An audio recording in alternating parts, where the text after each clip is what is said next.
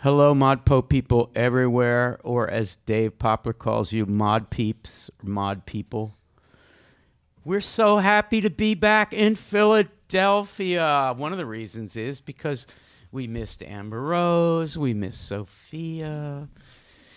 You know, we missed everybody, but it was a great time in Chicago. I'm Al, your host of ModPo, and we have some people with us today. And rather than going around and introducing them all, I am going to ask everybody just from the start to say what their favorite poem is at the moment this week, and very briefly why.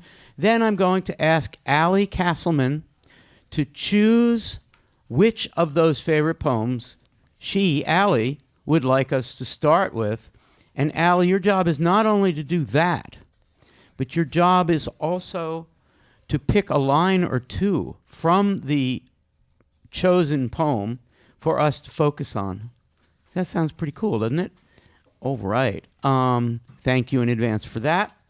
And I want to address myself to all the YouTube people, everybody who's watching on YouTube and likes to use the comment stream. Did we decide that that's what it is called? Not called chat. The chat stream, chat, the YouTube chat. Thank you, Amber Rose.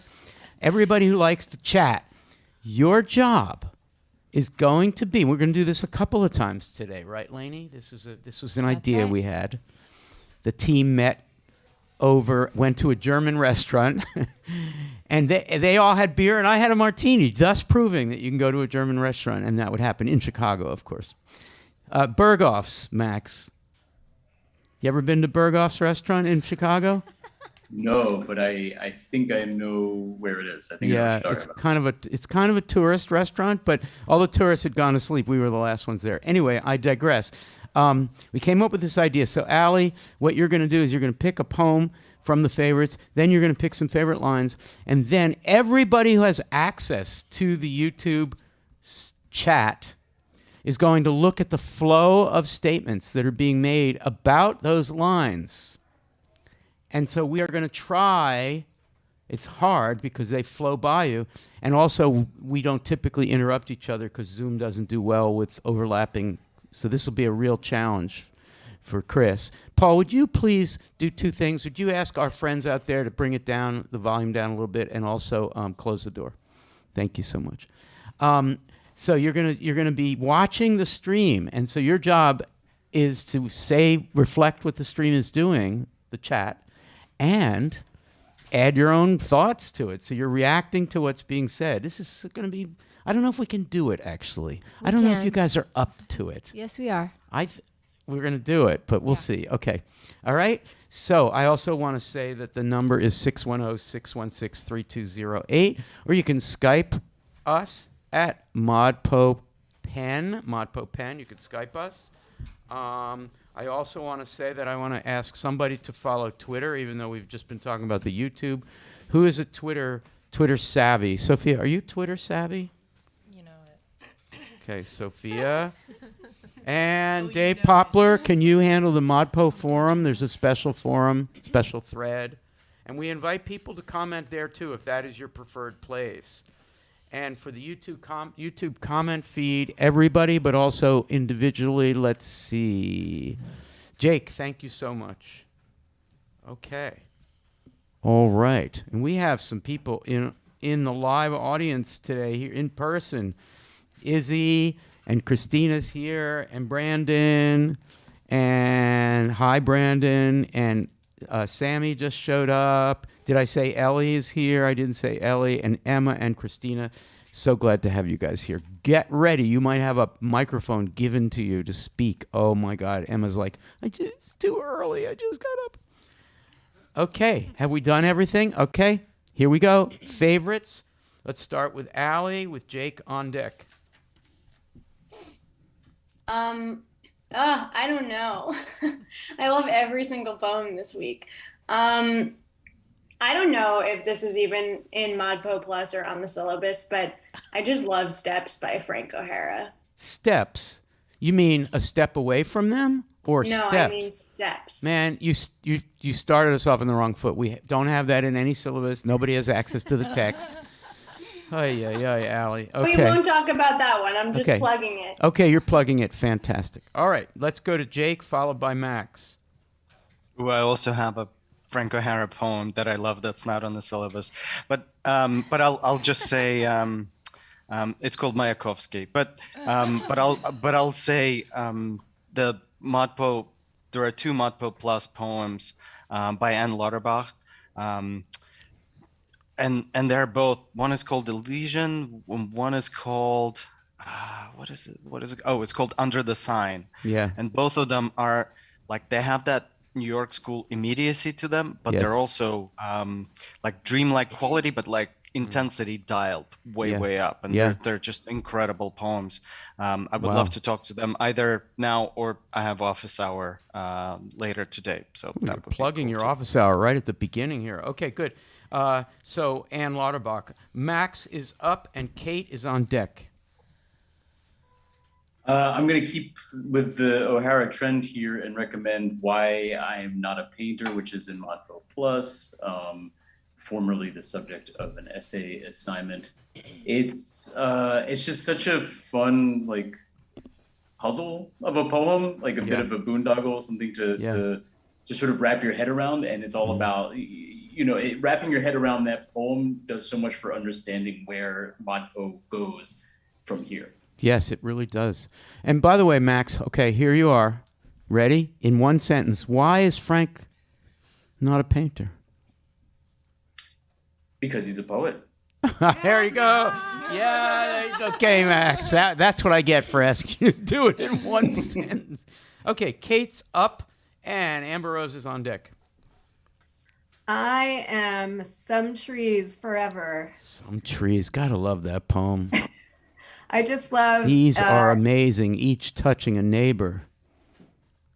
he creates like a snow globe of everything in this world of pure relationality and so sparely. It's Whoa. remarkable.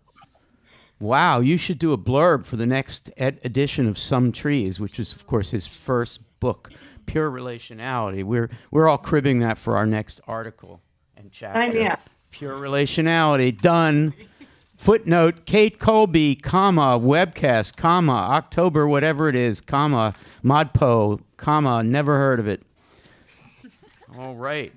And Amber Rose is up with Irene on deck. I am amazed that we got this far without These are anyone amazing. already saying USA versus Cuba by Hanif Abdurraqib. But yes, that is my pick. That is a very good pick. And the reason why, one, we had a fantastic discussion about it in my office hours yesterday, but also because there's just so much to use, shout out Kat, to use Kat's metaphor, so much vitality packed into this poem that's just stuck until it's not. So Kat McCreadle joined you from Australia, it sounds like. Was it? I feel like Kat's last name started with a. I think we're talking about different different cat. cat. Yeah, Different cat. a different cat. There's a lot I of feel like this cats cat running. was A lot in- of cats running around Modpo. You got to keep up with those cats. That was last week. Cool cats. I think New York school people in the 50s would call each other cat. Maybe not. Maybe not. Cool cat. Okay. Cool cat with K's.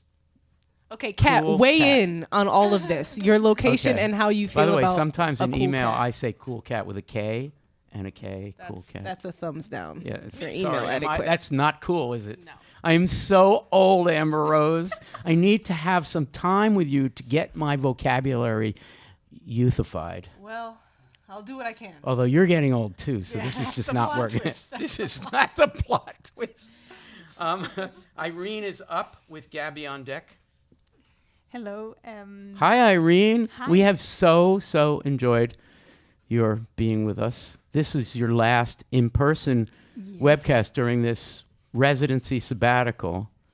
But Yeah, I it's hope so that you sad. will. I know. It was fun, huh? Yes. Did you expect to do so much webcasting? No, not at all. That was not on my plan, but it's been fun. Great. Okay, so I'm going back to the main syllabus, and I'm going for Aileen Miles' Mount St. Helens. I'm not Mount even St. sure. Helens. St. Mount Helens? St. Helens. Yes. Good choice. Joel Joel Colton. Yeah. I really liked. I don't know. Yesterday we were talking about present, and it's like she makes you be so present in the poem in so many forms that I really enjoyed that one. So It's a miracle of an elegy because elegies tend to focus on past tense. Oh, he's dead. This is Lycidas, right? Oh, he's dead. He did great things, and now there'll be some future. That's the traditional elegy.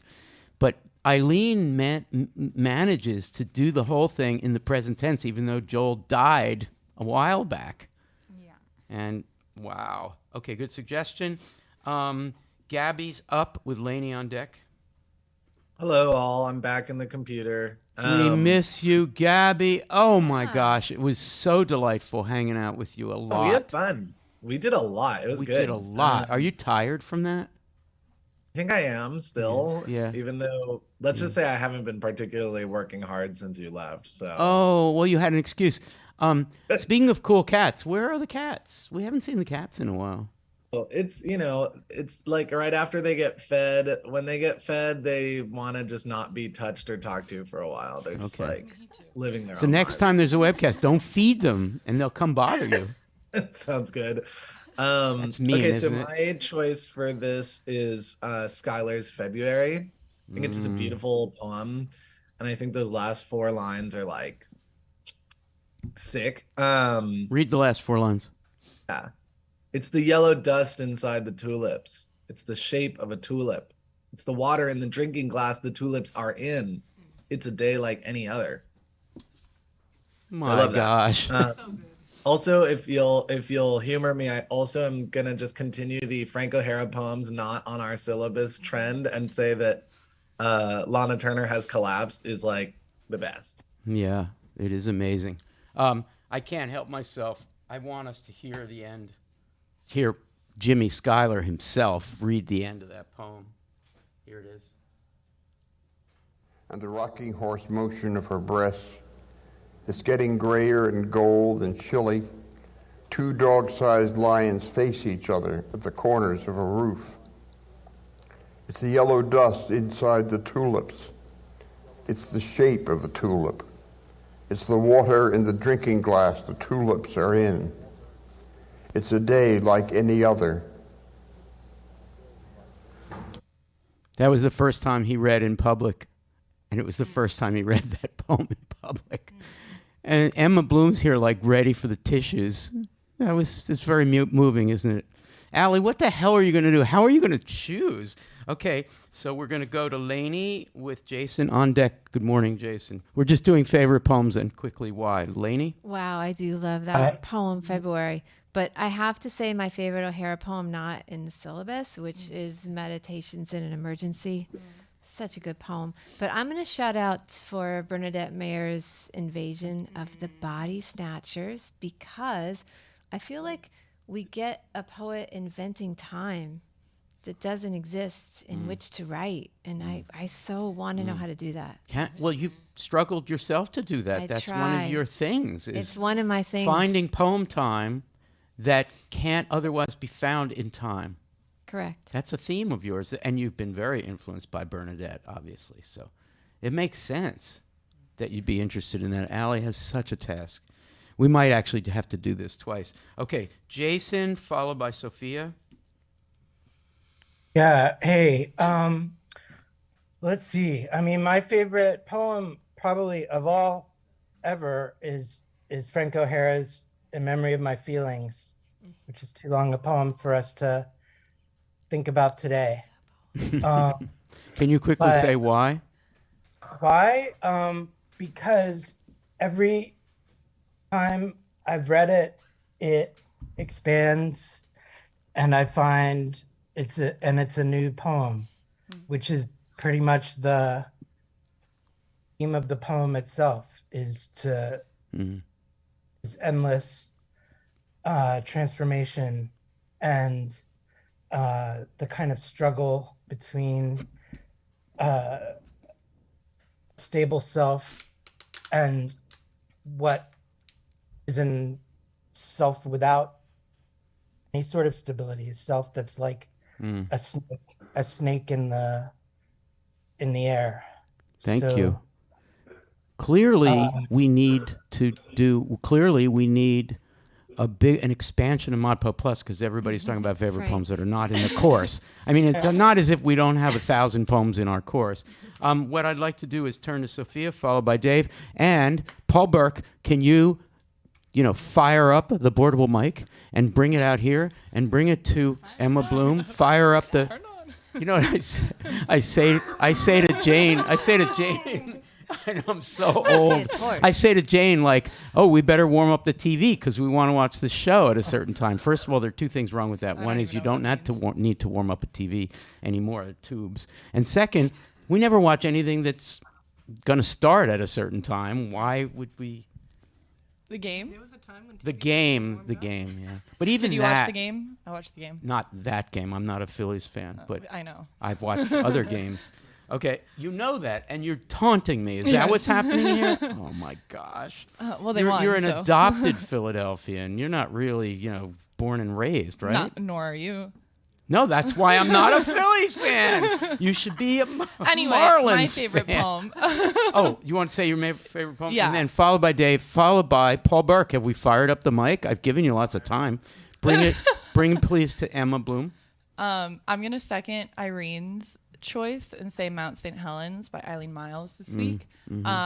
I appreciate their bravery in taking on such an immense topic in this system of brevity that is this poem. And so there was a lot of brevity in what you said. Thank you. Dave Poplar, and then Emma Bloom, and then Allie will tell us what we should talk about.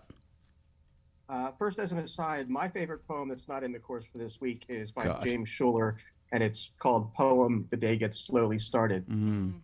But for my poem that's actually in the course, just an old classic, the instruction manual. As a grad student, this really hits home personally. And there are a couple lines that I just love, though, where he says, or the poem says, "Let us take this opportunity to tiptoe into one of the side streets." And I think that's so funny because let us take this opportunity. Right. This opportunity. This opportunity is always present. That's so great. But at He's the end, already he not said- in Guadalajara, so he's asking himself to take the opportunity to do something else in Guadalajara when he shouldn't have been able to do anything in the first place except through his imagination. And there's a line at the end that I think is amazing, which is, what more is there to do except stay? And that we cannot do. Yeah. So it's almost tragic too, because Mm. it's recognizing that just being there, that's everything. But also, sometimes, we're in situations where we can't do that. That's what makes it So special. thoughtful, so brilliant, Dave. That was really great. Thank you. And I noticed the yoga mats in the back of your room, so you've clearly been just thinking a lot about things. Did I just mock yoga? I should not have done that. That's you misunderstood me. Emma Bloom, somebody put caffeine in my coffee Yeah, you're this in morning. rare form today. I know, this is really dangerous. Emma Bloom, how are you? I'm good. I'm excited to see. I watch the videos every week with our syllabus, so it's exciting for me to see everyone I've seen in the in the videos. Come to the first row and live. look at these people. It's very cool. Shout out a couple that you really like in the videos. I think Max always has really interesting things to say, and Allie as well. But honestly, everyone who's in it, and Dave, I think your name is. But everyone says such wonderful things, and I. And then we enjoyed were all watching younger them. when we made most of those videos. Well, yeah, it is interesting seeing the time jumps because it's not all linear. Right, there are some later ones. Yeah. Exactly, yeah. Yeah. Max was always sitting to my far left, appropriately. And one time in one of the Stein videos, I said to Max, "All right, Max, you lead it." And he led it on some tender buttons. It was very good, Max. But the thing is, people always accuse me of having set that up. Now, Max, for the record, did I warn you in advance? You did not. For the record. Okay. And that's what's so great. And I also, Emma Bloom, did not warn you in advance. So you're going to tell us about the favorite poem. I really like the poem Writing by, I think, Eileen Miles. Yes. Yes. It feels Dickinsonian, and that there's a lot of profundity, I think, to be found in how sparse it is. Yes. And I feel like it reminded me of that first poem that we read, like there are volcanoes. I forget what it's called. Be in Sicily. Volcanoes be in Sicily. So Yeah. I like that one. That's cool. Here it comes. Chris? That's God. Writing. I can connect any two things. That's God. Teeny piece of Band-Aid, little folded piece of Band-Aid. I ran to the bathroom to see my face. Sometimes I don't want to see my face in the mirror. Sometimes I can't bear my thoughts. Sometimes I can't do anything. But that's okay. Band-Aid, book, God. That's right. That is a perfect poem. Perfect meta poem. Thank you. Did you want to say why? I think you did, actually. Yeah. Great. Snaps for Emma Bloom, rookie webcast person. Why don't you hold on to the portable mic? Actually, bring it to Sammy. There's going to be an occasion, I'm sure. Okay, Allie, drum roll, everybody. What poem do we start with? USA versus Cuba. USA versus Cuba. That is a great poem. Okay, so what now? People who are watching us, especially the YouTube people, not only them, because we want Twitter to fire up as well, speaking of firing up, and the forum as well. But what we're going to do is all of us, everybody is now commanded, everybody on the team here is now commanded to watch the flow. I'm going to play Hanif's piece, and while we're listening to that, oh, Allie, tell us what we should focus on. In the poem? Yeah, that was your assignment. I have so many steps, I have forgotten some. Oh, well, there's so much to focus on. I think maybe paying attention to where this is like clearly in the tradition of week 7. Oh, nice. And where it's clearly itself. Let's focus on the former for starters. So the point is, as you listen to this poem, think about ways in which it responds to the I do this, I do that, and in particular to the day Lady died, which is the model for it, and how it turns out to be an elegy in a very complicated and moving way. So I think that's what we should do. So what you guys are doing is you're not reporting back what you're thinking. You're trying to reflect what you're seeing. And probably it's going to be a little chaotic because I might call on people, but I hope you will seize the moment when there's a silence. This is particularly hard for the Zoom people. And just tell us what you're reading. And some of you will wind up repeating. Okay, Chris Martin, are you ready for the audio?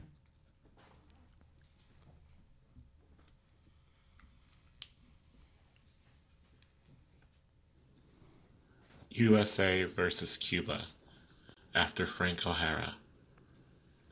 It is 3:15 on a Saturday, and I am in a car on I-95 on the way to the soccer game, and Nate is riding shotgun, which is also the name for when you plunge something sharp into a can of beer and split open its aluminum shell before swallowing its urgent sacrifice. And I once saw Nate do this 5 times in one night before the Mount Union game, and we got to the field late the next morning, smelling like something coughed up in the heat of a 1980 summer, and it was almost as hot then as it is right now in this traffic that isn't moving and hasn't moved for what feels like 30 years, which is to say that it feels like we haven't moved since we were too small to speak and burden everyone we love with our refusal to crawl back into silence. And every car on this highway is in park, and somehow people are still pressing on their horns, and Nate turns up the radio, and David Ruffin is singing I Wish It Would Rain, and his voice is unfolding long and slow in the back seat like an eager lover,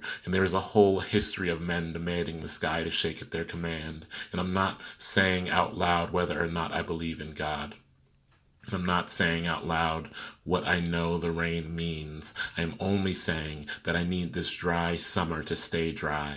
I'm only saying that the tickets to this soccer game cost as much as my best suit, and kickoff is at 3:30, and we are absolutely going to be late. And there is a whole history of black people being late to things, and there is a whole language signaling our arrival, and there is an entire catalog of jokes that dissect this happening, and they never get old. And by they, I mean black people in America, and I can hear the joke our college soccer coach made when the only two black boys on the team stumbled late onto a hot field, and lateness always makes for a good joke, and the punchline is I slept through my mother's final breaths, or the punchline is I stumbled into a living room thick with a family's grief while clearing a night salt from my eyes, or the punchline is that I'm always running late. I'm always running. I'm always trying to move time backwards and tell everyone that I love them, and isn't that funny? And Nate points to an ambulance speeding down the highway opposite us and disappearing into the sun, and I don't want to think that there might be a body inside of it, and then all the cars start moving. That is one heck of a poem. All right, let's start somewhat chaotically to read something that you're seeing in the chat or anywhere in any of the commentary that can get us going. Who wants to start? Just read it out. What are you seeing? Sophia? Maria Berg said it stays in the immediacy of the present tense. Mm-hmm. Keep going. Jake, what are you seeing? Rain is sadness. From Mona. Brain is sadness. What do you think that means, Jake? Well, the narrator says I will not interpret what rain means. And there's this menace of rain that's about to maybe ruin the opportunity or not, or just mess things up, or some bigger whatever it means. It means a whole lot of things. But Mona is suggesting that sadness, like the minor key or that realm of things as well. Shout out to Mona. I've been watching Mona's comments here and there in the forums. They're great. Amber Rose, what are you seeing? Miranda says a difference is the poem is very deliberately calling up multiple references and undertones or implications. And you want to respond to that? Yeah. A question that Anthony dropped in my office hour chat was about the New York school being very what you see is what you get. And with Hanif's poem, it feels that way, but then there are also these very deeply rooted, like deep historically rooted implications and all of these other touch points that's also compounding with the surface information, and he does that so masterfully. There's a lot of history in it, and more or less than O'Hara. I think more than O'Hara, because O'Hara is really thinking about New York of his day. Yeah, but Hanif is thinking about how all of so many days collapse into this moment of anxiety that he's feeling to get moving. He's thinking about his maybe more immediate past with his mother and his family, but then a longer history that he's connected to as a Black person in America. So there's this kind of collapse of time, whereas Frank is so present in his immediate day. Right. It's a development of the New York school style. It's a development of I do this, I do that, maintaining the present, maintaining the flow, maintaining the power of the conjunction and, maintaining the paratactic presentness of everything, while also exploring, for instance, the racialization of lateness, and when traumatically you're not there for your mother's death. It is both your own individual failing and the failing that is historical of lateness. It's just a magnificent way of dealing with this. Wow, wow, wow. Kate, what are you seeing, and what would you like to say? Sorry, I was muted. There's a lot, I'm just seeing a lot about lateness. Vijaya says, whole history of being late, whole history of language of our arrival. And when I read this poem, I feel the struggle to stay in the present tense, and it always slips back into the past and the historical and the legacy of slavery, the legacy of family, colonial history, cultural heritage, lateness of arrival to this country, like catching up, like always this motion of catching up. So the way it moves between past and present has that sort of like like push-pull quality. Like he's trying to catch up to Frank's mode, but can't quite get there. And belatedness is such an important concept psychologically for the New York school, and it's those who've been influenced by it. And indeed, the second generation New York school was belated and behaved as belated. So many of them, Anne Waldman, Bernadette. And then there's third generation, I guess you could call Eileen Miles a third generation New York school, fighting that belatedness. What Hanif does is he politicizes and historicizes that belatedness as well, which is really kind of a miracle. Lainey, what are you seeing? I see Holly York wrote movement, not movement, which is such a brilliant, succinct way to talk about how in Frank O'Hara's poem, he's moving, and then at the end, he's still and he's breathless, whereas in USA versus Cuba, there's the inability to move, and then at the end, there's the ambulance, which is moving and kind of tracking that movement of the ambulance. Allie, what are you seeing? I was thinking about the same exact thing, Holly York's comment, and that kind of inversion of like stillness and movement, particularly with The Day Lady Died. That feels to me like an almost like direct reference here, even though it's not explicitly called out. Gabby, are you able to see the YouTube chat? Yeah. Would you just scroll down and just quote 4 or 5 that strike you? Just put them into the record, and then I'll ask Dave to respond to any of those. Sure. Hannah Linden, The Body Inside. It's so emotional, but feels less. It's so emotional, so feels less detached than some New York school poets. There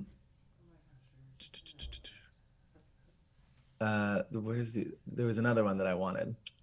Where is it? Darlene Laguna notes that why punchline. Is there a joke somewhere? The joke's sort of getting buried. So many days collapse into this moment from Paige Paulsine. Also from L.A. Darlene and Paige are both L.A. people. Good morning. And then let's see. I don't want to repeat another person, but like Kim Coveney writes, historicizing belatedness is a pretty damn good poem, Al. So there's that. Wait, I can't. I'm trying to find where the compliment was in there. You mean what I said? Okay, got it. I appreciate that. Dave, your thoughts, and then we're going to. I think we're going to get somebody on the phone, and then I'm going to turn it over to Lainey, who wants to ask a question about Ashbury. So, Dave, your thought? One thing, there's a great comment by Darlene Laguna where she says, moving time backwards to stay away from the end. And what really strikes me about all this is, first, just reading the poem, there's such a sense of this present sense experience that's situated within this environment, but it's also, especially from all these comments, an environment that's so situated in the idea of time. And even these contemplative reflections are not separate from that environment and not separate from that time. It's amazing how it all, the environment and the time just feeds into the understanding that's given out in the book. Nice. Thank you, Dave. Thank you, Alec, for choosing this. Thank you all for watching the chat. And wow, I mean, the Modpo people are all over the place, which is really cool. We have somebody on the phone, Chris Martin. Who is it? Yes, Al. We have calling from Illinois. We have Jane Word calling. Hi, Jane. Can you hear me? Hi, Al. Hi, everyone. Hey, are you from Southern Illinois by any chance? Well, we call it Central Illinois. I'm in Peoria. We're on the Illinois River. That's right. Somewhere right in the middle of it. It's right in the middle. We had this conversation when you called last time. We went back. I was just going to chastise you if you were in Northern Illinois for not coming to see us in Chicago. But Peoria is probably 4 hours from Chicago, or 3. Not quite, about 3. I'm getting ready to move, so I just really couldn't take time to drive to Chicago. The next time you're in Chicago. The next I'll try to time be we're in there. Chicago. Lainey, should we go back to Chicago? Sure, want to go today? I think we should go to Peoria. All Can right. I come? That's Yeah. fine. Yes. Sophia, you can come. There are probably 2 or 3 people in Peoria who do ModPo. There's got to be, because you've been talking about it so much. Jane? That's right. Yeah, that was your cue. My wide Jane, would you... range of friends. Before we hear your comment or question, I wonder if you would allow us to mail you a book. Would you be interested in a book, a gift? Oh, absolutely. Love to collect my books. Okay, so you'll, at the end or somewhere, you'll convey to Chris Martin what the home address is so we can send it to you. I'm going to tell you what the book Yes. is. It's a very weird book, all right? I'm going to hold it up for Zach to do, or to Paul Burke to do the magic. I don't know if you can see it close enough to get the title of it. Very nice. Good job, guys. Is that Paul or is that Zach doing that? Paul Burke. Snaps for Paul Burke. Whoa. He's got a Phillies. Knock that Phillies hat off of him and then he'll be all right in my book. All right. So this book is called the Philadelphia Museum of Art Handbook. So at the Philadelphia Museum of Art, which has some very important ModPo-related pieces in it, among other things, there's you can go to the bookstore and you can get the handbook to all of the paintings and sculptures and everything in the whole museum. Well, we had a bunch of students and a wacko teacher go into the museum and basically look at every painting, every item. Paul, you're going to have to do some magic here. Every item. And basically take that item, reproduce it. You're getting like a weird shiny thing because it's been rendered into letters and numbers. So what you're seeing is reproductions, kind of like digital pixelated reproductions, alphabetization of the visual. And then the students wrote New York school type random, conjunctive, paratactic descriptions, not of the painting, but what they're thinking and feeling at the time they're looking at the painting. So basically, it's a pirated version. It's totally illegal version of the, and actually my wife Jane designed the book, which was completely to replicate the book in the bookstore. And it's quite something. Wow. And we at first we put a bunch of copies in the bookstore at the Philadelphia, the PMA. And so some people bought the wrong book. But this one says, Handbook from Memory. Anyway, Jane, we're sending you a copy of this wacko, experimental, avant-garde museum catalog. Is this of any interest to you? Oh, delightful. Okay, great. Yes. So glad that you're going to have it. Okay, so do you have a comment or question? Well, I had a hard time getting into this poem we've been discussing. When I first read it, after I got past Gertrude Stein, continues, of course. But when I listen to it, it's like a whole different experience. And then listening to people talk about it, it opens my mind up to where I can appreciate it in a way. I'm not sure that I felt originally that it belonged in this week, but I'm no expert. So I'll just accept it here. Mm. And then I had one more comment, which is I found a video of Mike Goldberg talking about the Why I'm poem. Not a Painter. Yes. Yeah. And it was pretty delightful. I put a link out in a few places. So oh, great. Would you send me that link directly by email if you can, or just send it to modpoetwriting.upenn.edu. Love to have that, yeah. All right, Jane, what I'm going to do is ask you to hang up and watch and listen to our responses. And thank you, and make sure that you give Chris your mailing address. And hope goes all well with the move. Where are you moving to? Some fabulous place? Yeah, a small town in southern Illinois near St. Louis. I want to be closer to my son. He lives in St. Louis. Oh, that's nice. So that's great. It'll be a good move. Yeah, so you're moving from a mid-sized town to a small town. Very good. And it's a lot hotter down there in That's southern right. Illinois. Yeah. It's almost south Well, it'll be all right. All right, good. All right, Jane, thank I you have for air calling. Thanks so much. I think I would like All to, right. thanks. I Thank would you. like to generalize from Jane's question, and I would like Irene, Max, and Jason to respond, and also Sammy. This is going to be hard for you, Sammy, I think, because it kind of, the question I'm about to ask kind of depends on lots of experience with these poems, and they're new to you. But I want to focus on Jane's feeling like she didn't get Hanif's poem, didn't see its relevance, couldn't get into it. That was the implication. And this is generally true of some people in our course who run into the video and then they hear us super enthusiastically talking about a poem in a webcast. And then they think, wait, what did I miss? Why didn't it make sense to me? Or now I get it, thanks a lot. I'd like to focus for just a few minutes on that quality of this experience of collective reading. And very briefly, Irene, Max, and Jason, and Sammy. And then I guess we're going to the phone, but I'd also like Lainey to tee up the question about Ashbury, and we'll get the person on the phone to participate in that. Okay, so Irene, the general question of, and you had this experience, I'm sure, when you first started taking ModPo. Why are these people so enthusiastic about this poem? I don't get it. What would you say about that whole situation? Well, I like the question. I think like the first time, I think it's like a common experience, like the first time we approach poems or poetry even for some people it can be just weird or difficult for many reasons. Maybe you are not a poetry reader, or you are not an English speaker, or you are just not familiar with this week's, whatever the week is, poetry.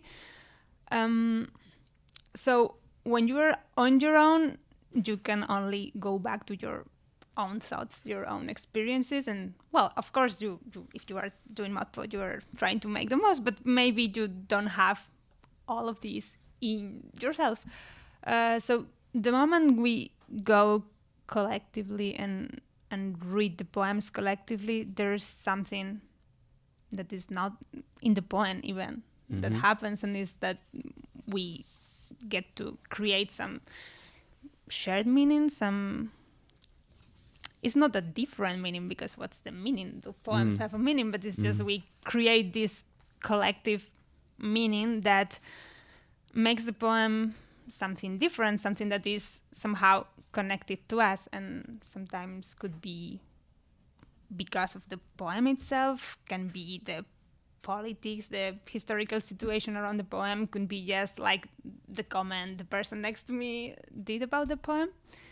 So I think that's why you are enthusiastic, or the TAs are enthusiastic in the videos, because it's like somehow you know that this is going to happen at the end of the nice. reading. I love that. Max and Jason, I want to pick up on what Irene has said, and Sammy too, and propose something to you and tell me if you agree. So the implication of what Irene is saying is that poems in particular are probably, especially experimental poems, difficult poems so-called, are not so well read alone in isolation. They're better read with others.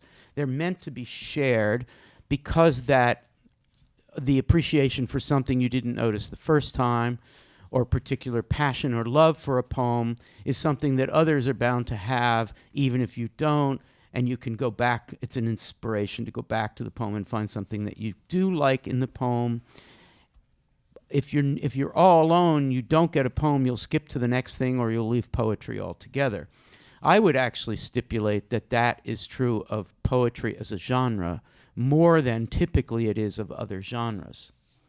So, Max and Jason, briefly each, what are your thoughts about that? Is it the case that poems are meant to be read, shared, and talked about collectively, maybe almost originally? I might even throw that in there as a kind of ethnopoetic idea. Max, Jason.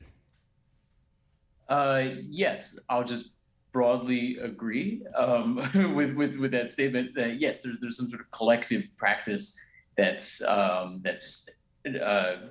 demanded by this form. And I'm also just thinking a bit about what prompted this reflection was the experience of hearing Hanif read the poem versus reading it on the page, and how that's there's an analogous experience, I think, with music, which is also a very collective form. And there's a certain kind of, except for people who are musicians or who know how to read music, looking at written music is not the same as hearing it and hearing it in a room with others, right? It's two very different experiences of the work, two very different emotional experiences. And especially Hanif's poem, which is printed as this block of text, is actually quite forbidding to read. If you can't get into it, you're not really going to get into it. Yeah. But hearing him read it it's where he brings this sort of this haste to it.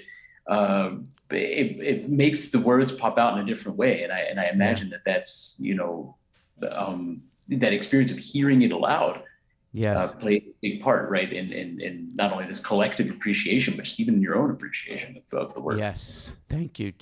Jason, then Amber Rose, then Sammy, each quickly, please. The history of reading, as I understand it, is that reading silently was a later invention, that reading aloud was the first thing.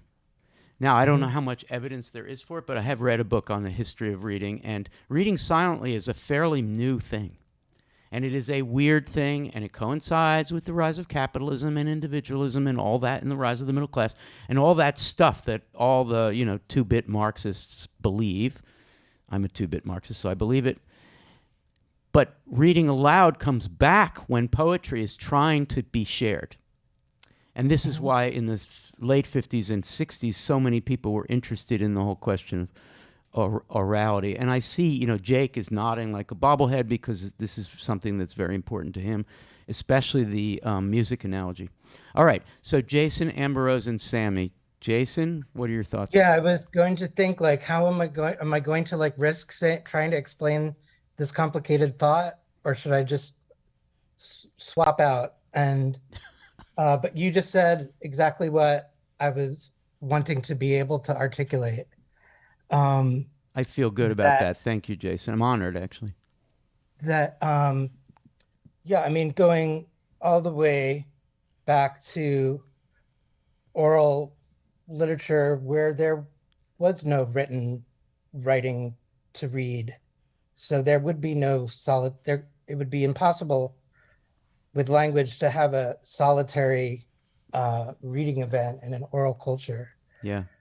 And then in terms of, what the role of reading and texts are, it's very complex in another universe to think of medieval times and what medieval manuscripts were and meant. But and that what you were writing was the word of God, so you were never alone. You were in this kind of intense relation. But then I guess at part I take this from like McLuhan's Gutenberg Galaxy and onward, that reading doesn't really become something one does in silence or in private until, there is mass printing.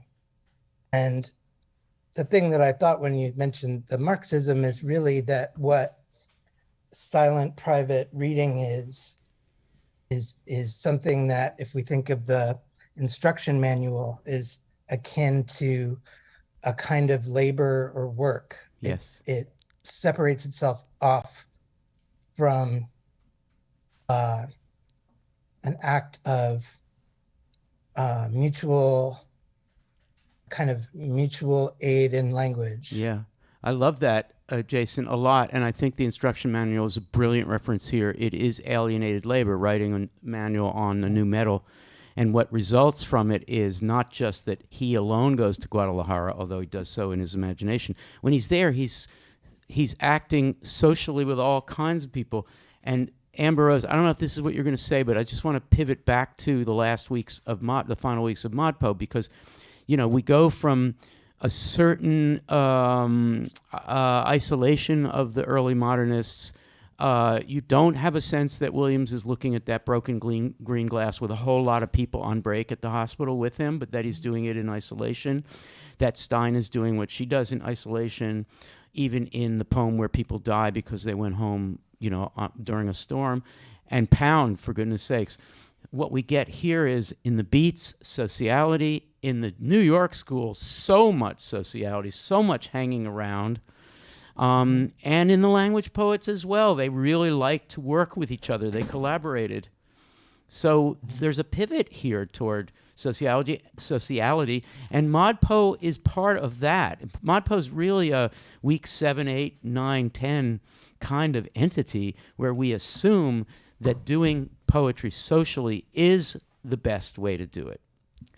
Anyway, you may or may not be wanting to talk about that, but I turn to you and then Sammy. Yeah, I didn't want to talk about that, but you're absolutely right, and I think the kind of false dichotomy that we set up at the very beginning of Mod Po with Whitman and Dickinson, we can see how they're sort of braided.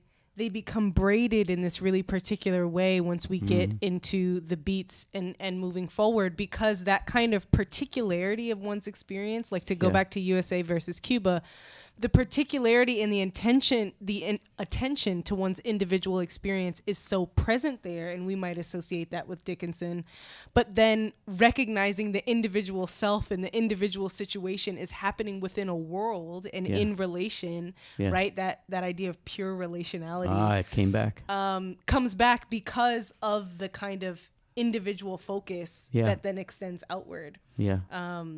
Thank you for responding to my point and maybe putting back the one that you were going to say. I appreciate it. That's you at your best. Sammy, let me focus the question for you, and then we're going to move on, although we seem to have a phone caller. We'll involve that phone caller in our next move. Sammy, we are in a class together. We're doing this in person, sitting in a circle, for goodness sakes. And it's all about sharing, our thoughts, right? And that seems to be congruent. Is that the word? Congruent with the poems themselves. Is this making sense to you? Is this good for you? Have you struggled with it? What's the story? Yeah, I think I've seen a lot of value in it, like especially in thinking about USA versus Cuba.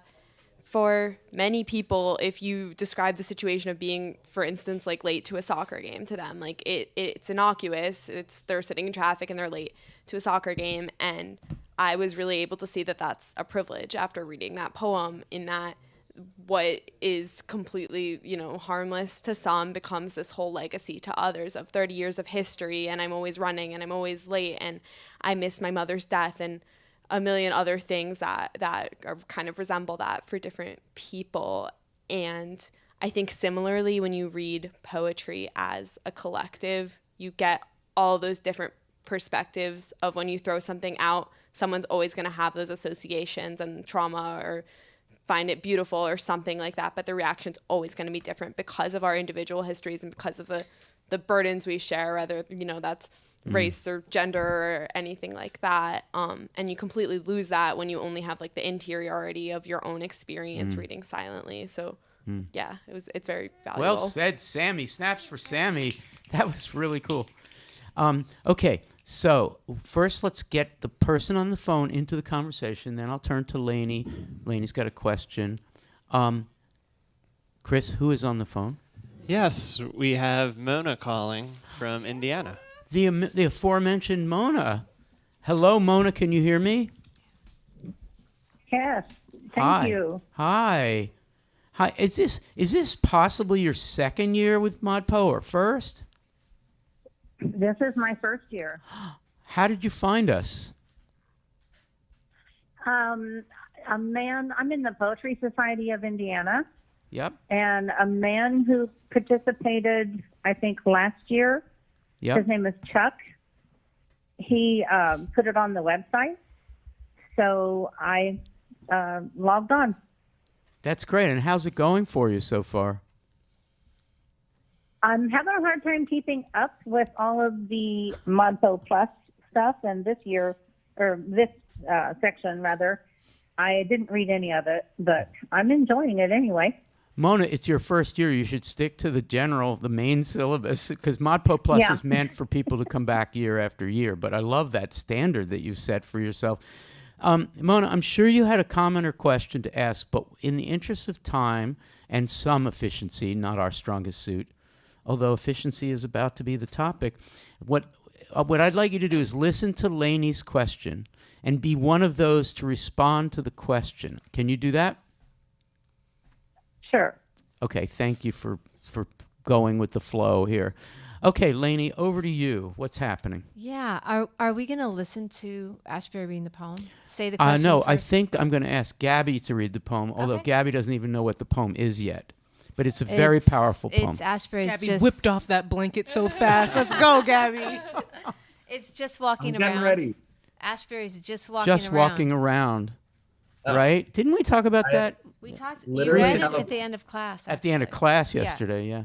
Literally, I have a broadside of this in my house, so I could always just go to the room that it's in and read it. But I've You got have it a in front of- broadside because John was here as a Writers House Fellow. Is that right? Yeah, made by Henry Steinberg. Yeah. So- Who introduced John, I think, that Mhm. night. Yeah. I'd Do- like to just read the question before and then hear the poem and then read the question again. Invite everyone on all the platforms to respond like we did earlier in the webcast. So everyone on YouTube chat or wherever you're on. So that means we all should be looking at the chat to kind of record what is said. Okay? Right. All right. Okay. Here's the question. So here is the question. Focusing on the line that the longest way is the most efficient way. Say anything about this line in relation to the poem New York School Poetry or ModPo, any ModPo poems. That the longest way is the most efficient way. Okay. All right, Gabby. It's kind of John's pre-elegy for himself, in a way. So no pressure. Just walking around. What name do I have for you? Certainly there is no name for you in the sense that the stars have names that somehow fit them. Just walking around, an object of curiosity to some, but you are too preoccupied by the secret smudge in the back of your soul to say much and wander around smiling to yourself and others. It gets to be kind of lonely, but at the same time off-putting, counterproductive, as you realize once again that the longest way is the most efficient way, the one that looped among islands, and you always seem to be traveling in a circle. And now that the end is near, the segments of the trip swing open like an orange. There is light there, and mystery, and food. Come see it. Come not for me, but it. But if I am still there, grant that we may see each other. What a reading. Gabby, you were channeling John Ashbery in the reading, and it sounds just I know, like you know, John. it's funny. I like think about John is like deeply monotone reader. Like everything is super flat. And I was like, I don't want to do exactly that, but hey, we try. You came a long way. So I think we have Mona on the line, Lainey. Let's Should get. I repeat the question? Yes. Okay. Focusing on the line, quote, that the longest way is the most efficient way. Say anything you want about this line in relation to the poem, New York School Poetry, or any ModPo poem. So Mona, can you hear all that? Sure. Do you want to try to I respond, or think do you that- want to wait a few minutes? No, I can respond. I was thinking about it. Okay. You can't hurry through it. You can't hurry through any of it. Poetry in general, but especially these poems, the New York poems, as I've learned.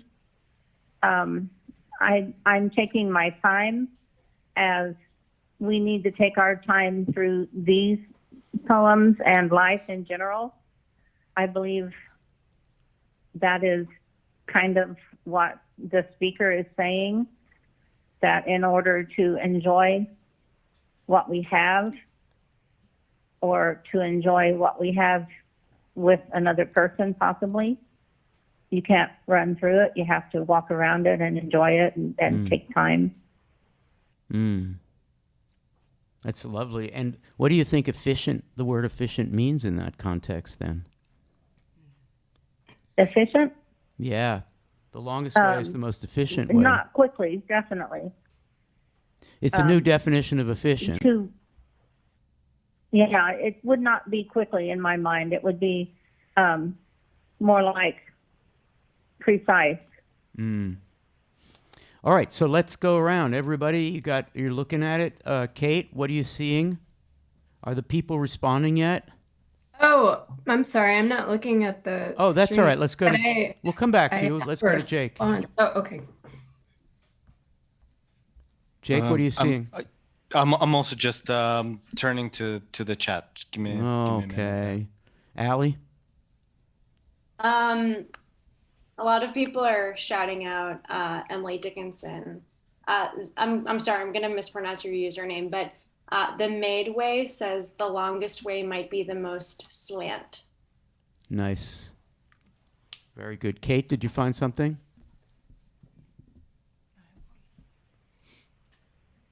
Yeah, there's a lot about efficiency and what efficiency means in the poem and in general, and what the longest way might be. I'm thinking about it with regard to Bernadette Mayer's Invasion of the Body Snatchers, because every time I read that poem, I think how in a writing workshop, you're taught to kind of cut the on-ramp to the poem and cut the off-ramp. Right. And that poem is all on-ramp and off-ramp. It's all the stuff you're supposed to cut, the situating stuff. But it, that also amounts to the poem and the point. So efficient is a funny word in this poem because it's not efficient in a normative way, but it's the only way. You would have gotten there without all of the peregrinating. Mona, do you have a further thought on this? What are you thinking now? Because you described yourself as new to ModPo, and it's a little overwhelming. There's too many poems. And this might be a response to that whole situation. You've been thrown into a deep ocean of poetry and talk about poetry. I like somebody in here, Paige, posting in the chat said, efficient, best use of our time. I like that comment. So that's great. I agree with that. Mona, thank you for that type of. Yeah. Thank you for calling, Mona, and thanks for being part of ModPo. I hope you got the point that the best thing to do is to stay and keep doing it again and again.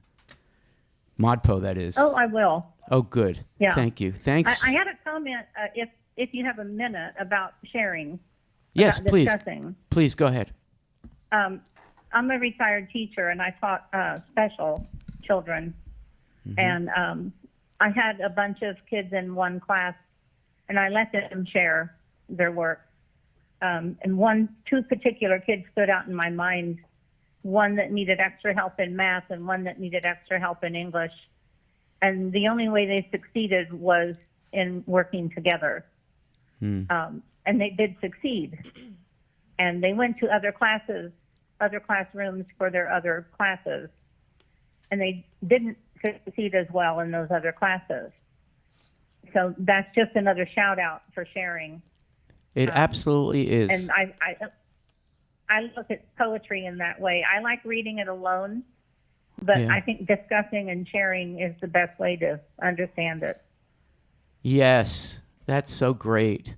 It's a version of what we sometimes call meta-pedagogy. That is to say, poems point to, in the classroom, what might be called a learner-centered learning, where the resources that are brought by individual students, learners, to the classroom are shared, and thus strengths and weaknesses, so-called, basically become a total resource, rather than the old style that I grew up in, sadly, where everything was about my individual achievement, and if I looked at somebody else's work, it would be called cheating rather than sharing. And that really has reinforced a certain poetry idea about the poetry world, which is that it's a bunch of individual strivers, which is sort of the poetry world that I first learned way back. But I think we're trying to point to something else, collaborative, collective, also unoriginality later in the course. Mona, thank you so much. Thanks so much for your thoughts and for calling. Well, thank you. All right, take care. Amber Rose had one point on this that she would like to make, and then I want to pivot a little bit and we'll start to wrap up. I just wanted to bring in a great comment by Hannah Linden, who on efficiency, who said, when we make shortcuts, we miss nuance, connotation, the way people are communicating so much more than the surface of the words they've chosen to encode their feelings and observations. Hannah Linden. Speaking of Hannah Linden, Paul Burke, you ready?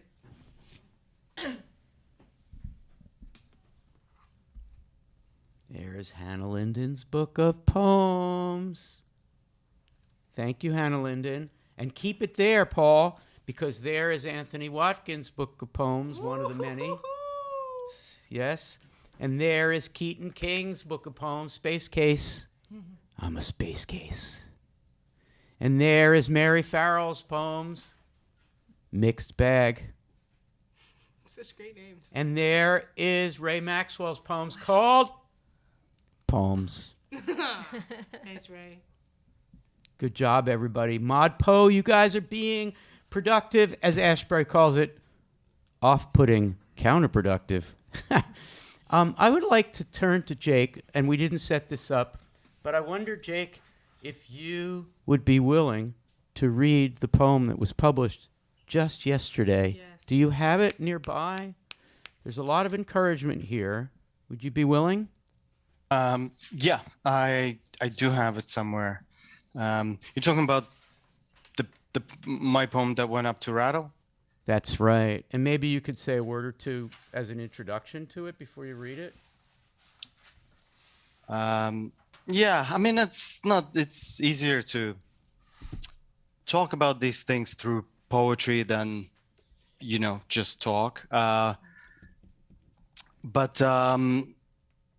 yeah, I was on a hike with my kids, and I'm always listening to the things they're saying, not just as a parent, but also sometimes that these things, very playful things get said in relation to language, and I guess reinforces my thinking of poems as something that's not created or written but heard. And as the beginning of poetry. So at least my process of it. This is called The Ant Has Feet.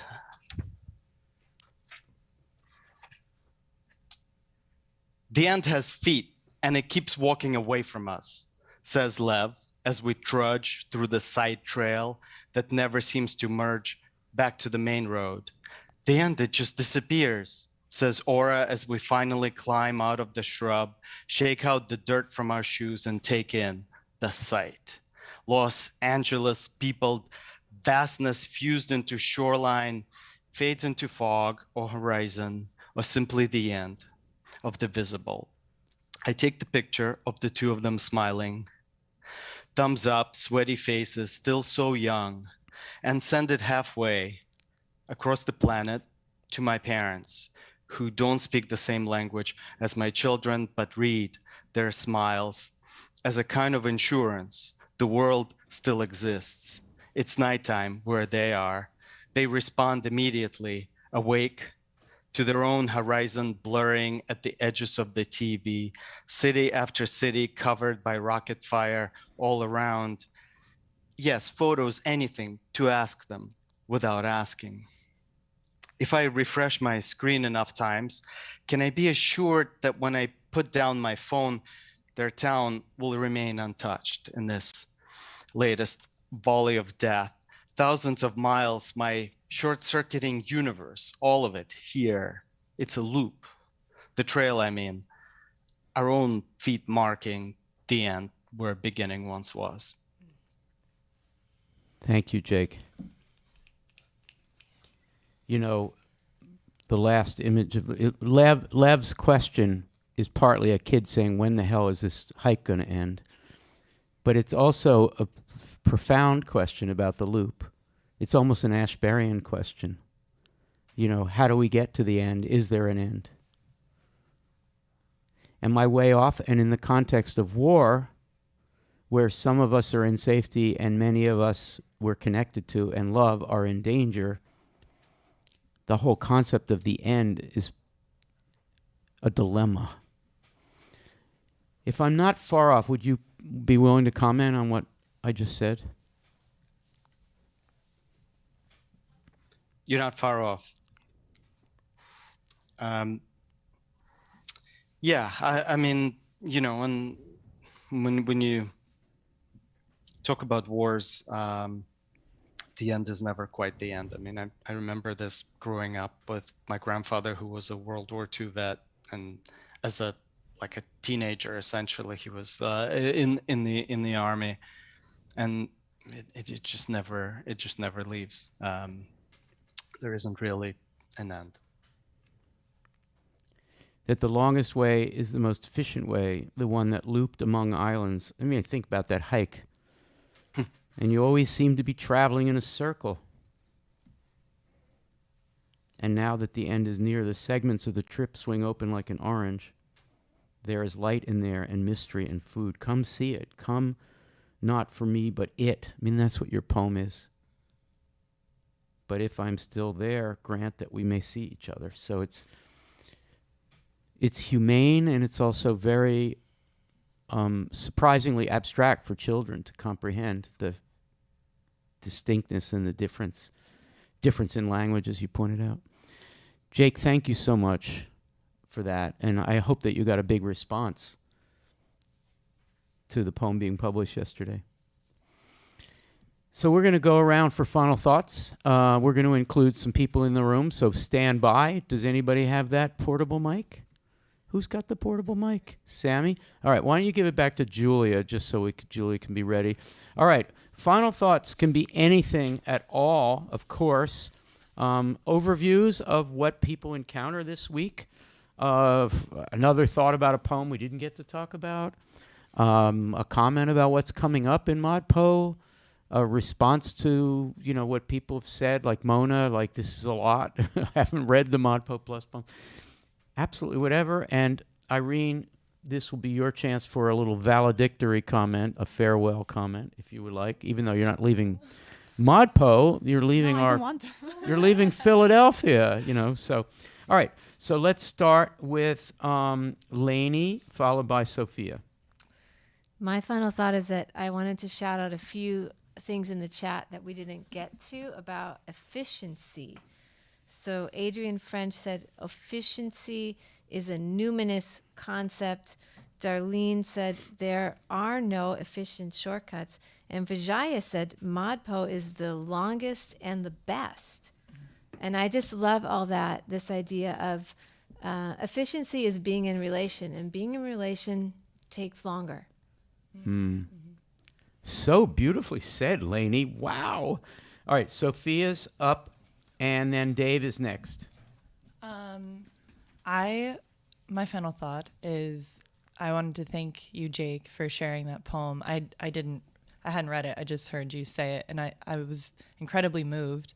And it made me think of, I just read Whereas by Layli Long Soldier. And in a poem, she wrote that everything is in the language we use. And then she corrected herself and said that in critical moments, everything is in the language we do not understand.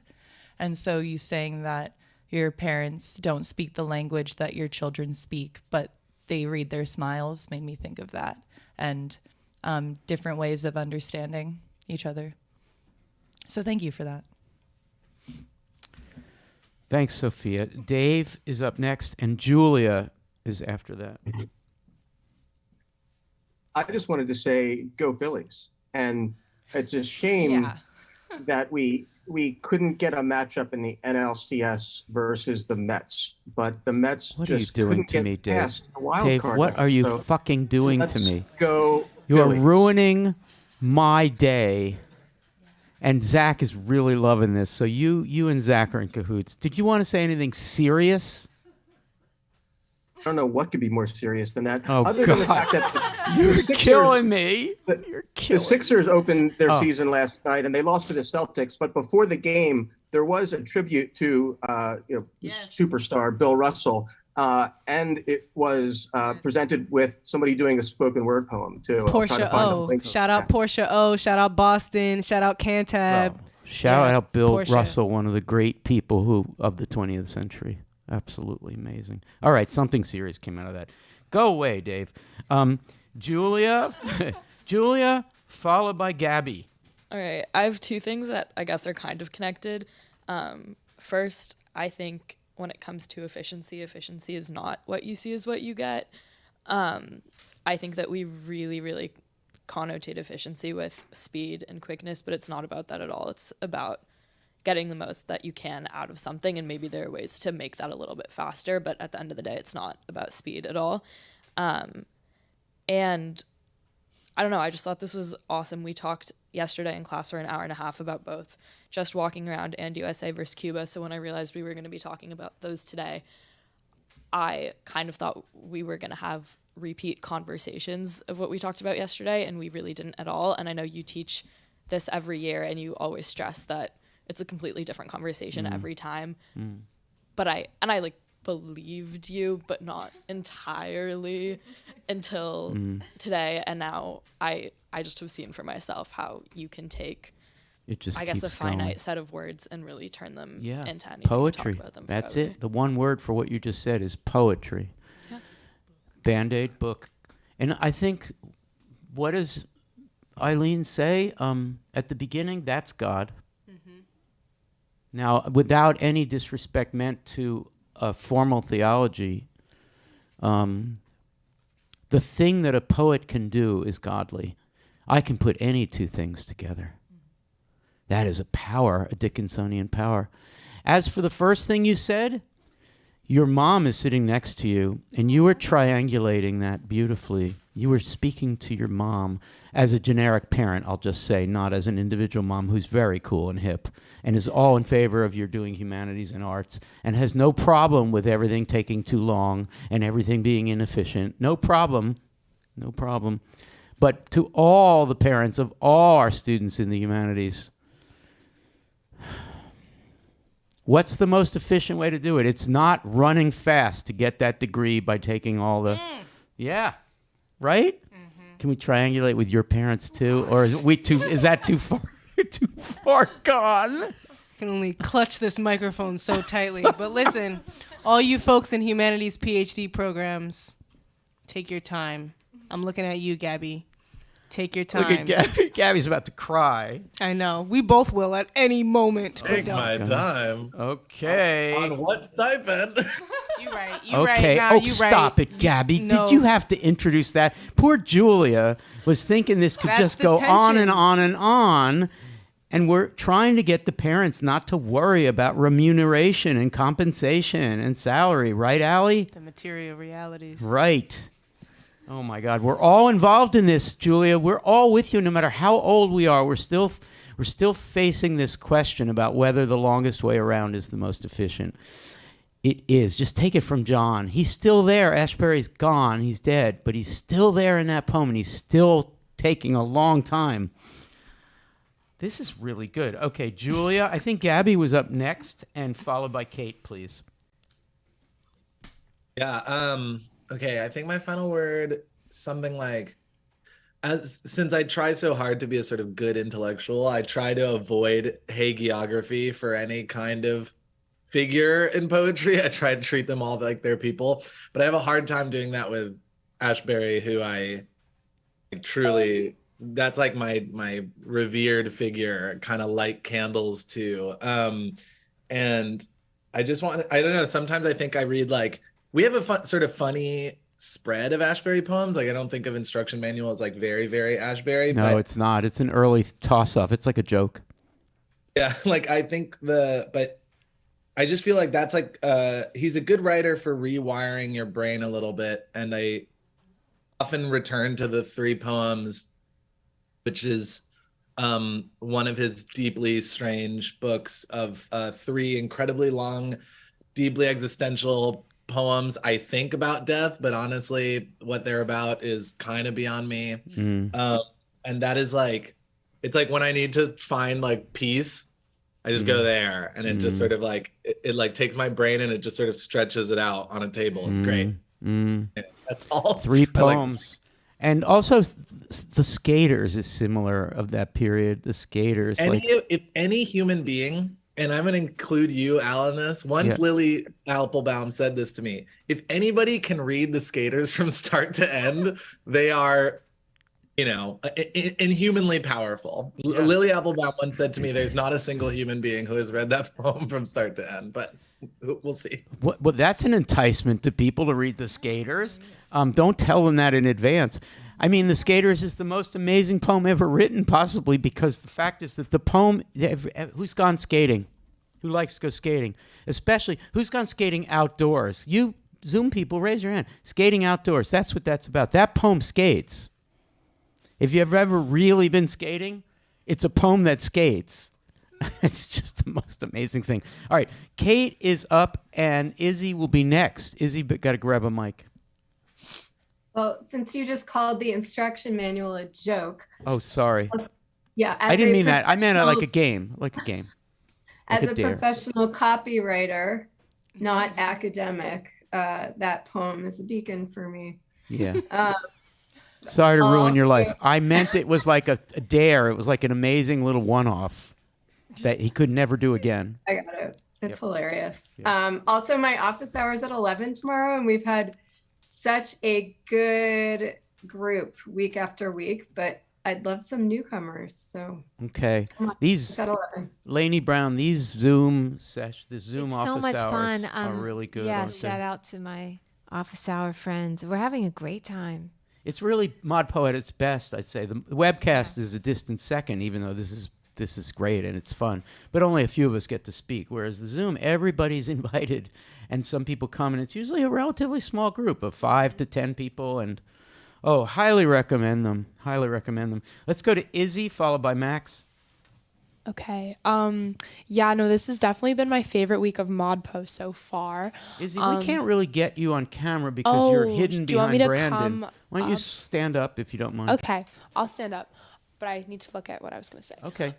Okay, so this is definitely my favorite week of ModPo, and I think mostly because of Some Trees. I liked all the poems, but Some Trees, it just like really resonated with me. And I think just because it's like so in line with everything we've been talking about in ModPo so far, kind of like rejecting the traditional ways of like garnering meaning from things and just kind of like, taking them in as they come and being present and just observing and not trying to like analyze everything. And I felt a little overwhelmed in some of my other classes these days because it's so very like traditional and like, do like regurgitate what you're being told and drop them. And we're going to talk about that in our advising meeting next week. No, I'm kidding. I'm Izzy's advisor, so this is really bad. No. Like Al's the best because he's very much like kind of supportive of me rejecting that tradition as well, and I appreciate that a lot. But I don't know. I'm just very grateful that I came to this webcast because I love this week of poems, and I don't know. Thank you, Izzy. Thank you so much. That's really great. Give it to Brandon. So let's go to Max, followed by Jake. Just wanted to jump on the bandwagon from earlier where we were naming Frank O'Hara poems that are not on the syllabus and recommend To the Harbor Master, which I think encapsulates a lot of what we were talking today. It's a short poem from O'Hara, and it picks up on these themes of trying to reach somebody, not being able to reach somebody, of always falling behind, of taking the long way around, of sort of getting lost in circuits and coils and, boondoggles, which is also the word I used at the beginning. So check that one out if you're looking for more extracurricular O'Hara. And Max, isn't that life? I mean, that's life as it's actually lived, all those funny directions and curlicues, and maybe boondoggles as well. Wouldn't you say? Sure. Yeah. This is reality, actually. Cool. Let's go to Jake, followed by Brandon. You know, the Grateful Dead had a thing about the collective mind or the band mind. And I'm saying this because I was literally just also going to speak again about this O'Hara thing that Ali started. And thank you for doing that, because I think it's a really interesting phenomenon. We were all talking about our favorite O'Hara poems that are not on the syllabus. And just like the way that O'Hara's poems become part of the fabric of one's life, one's thinking, there's something about that particular style, that particular voice that does it. And I want to think more about it. But I was going to share that just last week, I woke up one morning with the two opening lines from O'Hara's Mayakovsky poem in my head that go like this. And now I'm quietly waiting for the catastrophe of my personality to seem beautiful again and interesting and modern. Frank, I don't know what my subconscious was trying to tell me, like first thing in the morning, like, but. Oh, you got Frank O'Hara is such a character. Thanks, Frank, and thanks, Ali, thanks, too. Frank. Yeah, we're all just keep waiting, and then you'll be interesting and modern again. It goes around. I mean, a broken clock is right twice a day. Let's face it. Brandon, followed by Ali. Hi, Brandon. Hello. So, I guess I'll just speak on efficiency real quick. Please. See what I did there? No. I did. Okay. But I love the word efficiency because it's so equated with speed nowadays that I can use it as an excuse to be lazy. So I can be like, yeah, I'll figure that out. I'll do that. I'll do it as quickly and efficiently as I can, and I'll cut corners. I'll cut maybe not even a corner. I'll cut straight diagonally across, trying to get to the finish line as quickly as possible. And this is saying, and like my mother, this is saying, do not do that. Please stop thinking of efficiency in that way. Please think of it as the best way. So think of it as a good thing, and it's not just about being quick, of being fast. Right. Love that. Thank you so much, Brandon. Yes, counterproductivity is productive, right? Mm-hmm. If you're not making a mistake, you're making a mistake. Yeah. Literally. Yeah. Okay, let's go to Ali, followed by Jason. Adrian French, also in the YouTube chat, said wandering is wondering in motion. Nice. And especially like kind of taking that in the sense of wondering is like being in wonder, or like the gerund of wonder. I just think that that's such a great summation of week 7 and the New York school. So that was really lovely. Nice, Ali. Thank you so much. Jason, followed by Amber Rose. I have so much to say, and which is great because I have 3 hours of office hours this week. That's right. Yeah. That's So, right. Jason's doing special office hours. But yes, give us just and one thought for now. Yeah, the one thought is just that language and like I can't do it in one thought. I have to do it in maybe 2.2. But 2 things that I love about life and language is that life exists because DNA is such a sloppy transmitter of information, and all of its inefficiencies allow life to evolve and continue. And language, just like we're experiencing with the word efficiency now, is also not a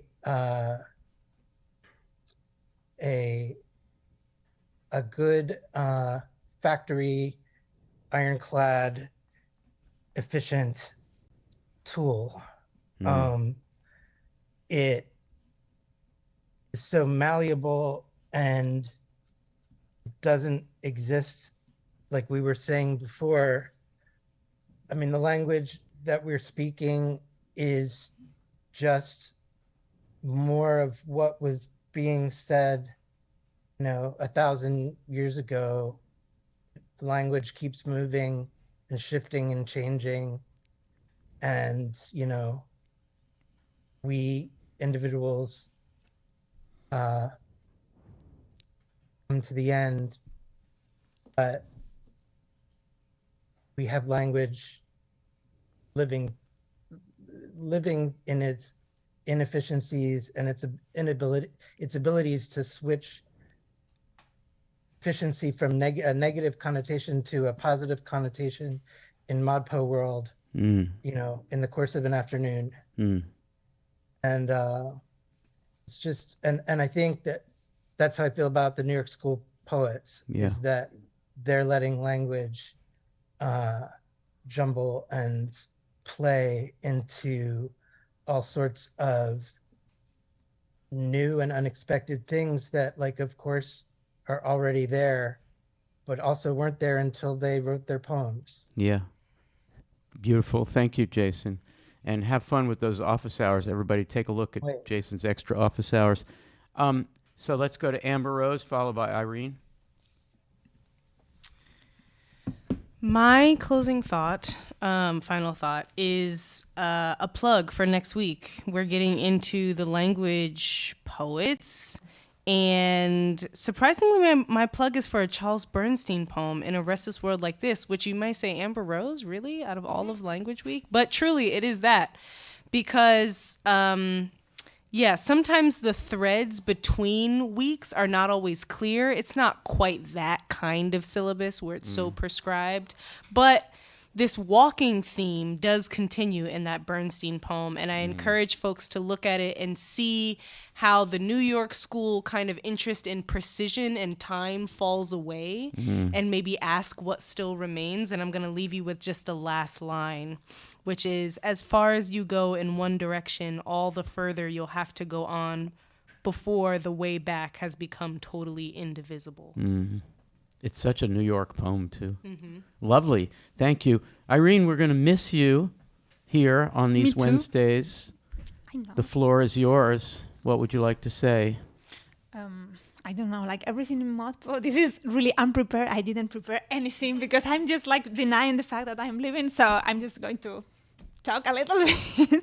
But I mean, I was thinking that I kind of made up this 5-week residency stay in here, and going back to our New York School poets, it's been a bit about that, like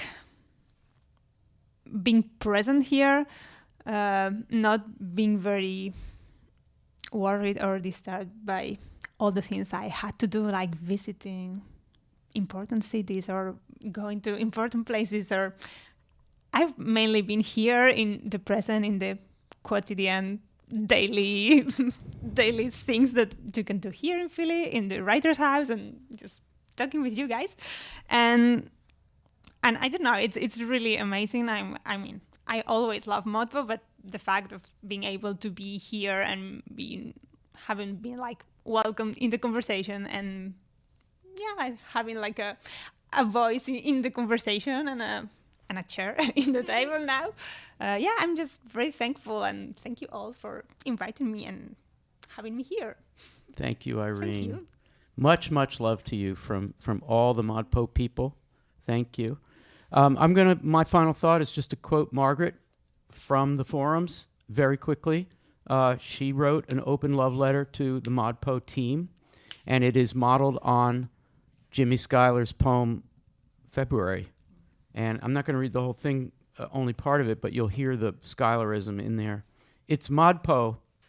10 weeks, those of us who live somewhere else can feel like we live at the writer's house, listening, absorbing, and talking with all the personalities who keep the air there crackling with images and ideas and always words.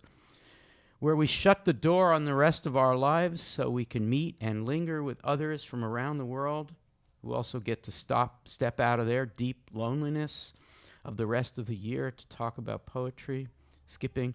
It's where we remember that we're like James Schuyler at his February window looking out at the vibrancy of life, like Ashbery looking out his window at Guadalajara, looking out from whatever they're stuck into, what they don't have, but through the work of their imagination can spring color a bandstand with music. And we too, stuck in our own frame, remember we can also look out, dream, imagine with the poetry, because of the poetry, because the poets did their work, but above all because the ModPo team does their work of giving us the poets doing theirs, opening the frames of our lives for just a while to allow in the insights of countless others to connect with ours while we cheer each other on and imagine our way into something more than is here, something that includes the its of Schuyler's tulip dust, the its of guests' yellow-capped castanets. It's the its of connecting, of relating, of living more than the whatever that usually contains us. Thank you, Team ModPo. It's you. And thank you all to Team ModPo, including Chris and Zach and all the people who came, and Christina who joined us today. Thank you all. We're going to see you again, the ModPo webcast people, a week from now. And I'm very excited about that. So have a great day. Enjoy the office hours and read some poems.